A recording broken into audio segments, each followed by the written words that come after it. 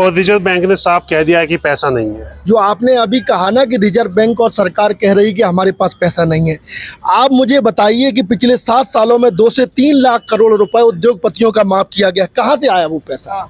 अभी तत्काल में माल्या जी का 5,000 करोड़ माफ किया गया, कहाँ से आया पैसा?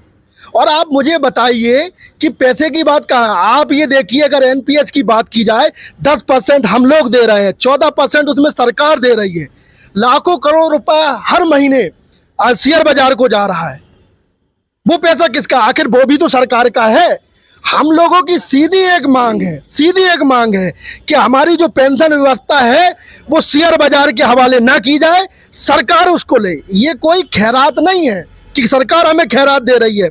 ये संविधान में, भारतीय संविधान में व्यवस्था की गई थी कि 30 साल 32 साल कर्मचारी अपने 60 साल 62 साल तक जब सेवा देगा, रिटायरमेंट के बाद उसको सामाजिक सुरक्षा के तहत बुढ़ापे में सरकार उसका ध्यान रखेगी। ये उसका एक भाग है, वेतन का हमारा एक हिस्सा है, और उसको मांगने के लिए हम लोग कल यहाँ इकट्ठे हो रहे हैं। और मैं एक बात फिर कहना चाह रहा हूँ कि जो काम हमने हिमाचल में किया है, जो काम कर्नाटक में किया है, वो काम अब पूरे देश में किया जाएगा। इस मंच से कल यही ऐलान होने वाला है कि जो पेंशन देगा वही अब देश पर राज करेगा, और कोई इसमें दूसरी तीसरी बात ही नहीं है। केवल और केवल हमें पुरानी पेंशन चाहिए। कल पूरा देश नहीं, पूरा अंतर्राष्ट्रीय मीडिया ये देखेगी कि देश के लाखों लाख कर्मचारी किस प्रकार ये रामलीला मैदान से लेके पूरे दिल्ली को जाम करने का काम करते हैं। और ये चेतावनी देंगे कल इस मंच से, अगर 24 के पहले अगर हमारी पुरानी पेंशन बहाल नहीं होती है तो 24 में इस देश में केवल वही सरकार बनेगी जो पुरानी पेंशन देगी। विजय बंधु जी के नेतृत्व में आज देश का एक एक कर्मचारी जाग चुका है अपने हक और हुकूक के लिए। यहाँ लाखों की लाख संख्या में कल रामलीला मैदान और दिल्ली को भरने का काम किया जाएगा। अब एक ही नारा होगा, vote for OPS, vote for OPS, vote for OPS. जय हिंद, जय भारत। महापंचायत को लेकर क्या मांगे आपकी? यहाँ पर हम लोगों की एक ही डिमांड है कि जो एनपीएस बाजार आधारित व्यवस्था है उसको समाप्त किया जाए, और जो पहले पुरानी प्रचलित व्यवस्था थी पेंशन की उसको लागू किया जाए। बस इसी मांग के लिए हम लोग कल 1 अक्टूबर को जो पेंशन महासम्मेलन रैली है उसी में हम लोग भाग लेने के लिए आए हैं। कल कितने लोगों की पहुंचने की यहाँ पे उम्मीद है? कम से कम 15 लाख कर्मचारी लोग आएंगे, पूरे भारत से भी आ रहे हैं। सरकार को क्या चेतावनी है? सरकार को चेतावनी है, अपने तो 3 जो पेंशन लेते हैं, इस बार 2024 के पहले हमारी पुरानी पेंशन को बहाल करें।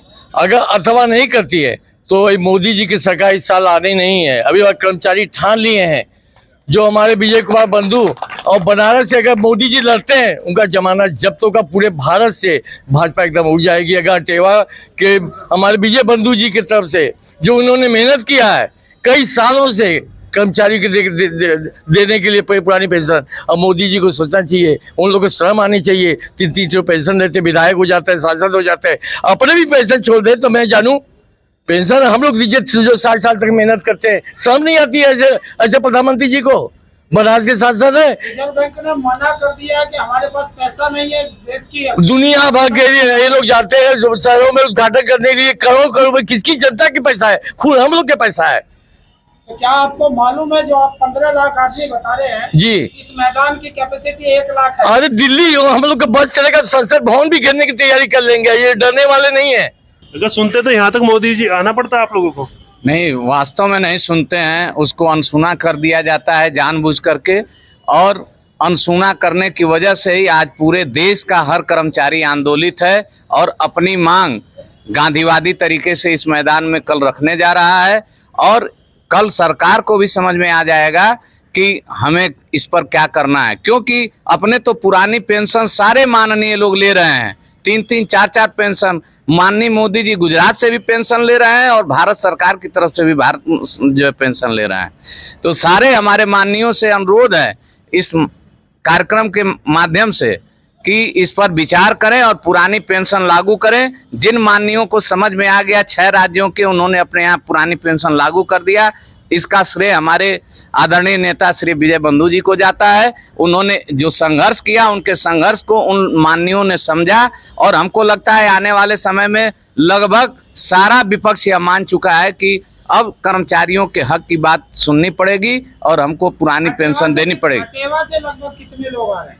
अटेवा से लगभग 15 लाख आने की संभावना है। हमको लगता है कि कल दिल्ली में हर रास्ते और नाके जो है बंद हो जाएंगे। यहाँ मैदान भले छोटा हो लेकिन जो है दिल्ली की सारी शहर पट जाएगी अटेवियंस और सारे एनपीएस वाले कर्मचारियों से। कौन कौन सा विभाग होगा? इसमें सारे विभाग हैं, सारे विभाग, एक भी विभाग ऐसा नहीं है जो कि इस पुरानी पेंशन की मांग राज्य सरकार के या केंद्र सरकार के? केंद्र सरकार के भी। रेल आगे बढ़ चढ़ करके इस कार्यक्रम में सहयोग दे रही है और कल रेल के कर्मचारी सबसे ज्यादा संख्या में रहेंगे। तो कितना मांग पत्र में कितनी मांग है आप? हमारी मांग पत्र में सिर्फ एक ही मांग, पुरानी पेंशन लागू करना। बाकी उसके बाद कोई हमारी मांग नहीं है, सिर्फ पुरानी पेंशन को लागू करना हमारा मांग है। मोदी जी और रिजर्व बैंक ने साफ कह दिया है कि पैसा नहीं है, तो बहाल कैसे करें आपकी पेंशन को? देखिए भैया, अगर पैसा नहीं है तो उन लोग को पहले छोड़ना चाहिए। और वो लोग जैसे बोलते रहते हैं एनपीएस बहुत अच्छा चीज़ है, बहुत अच्छा चीज़ है।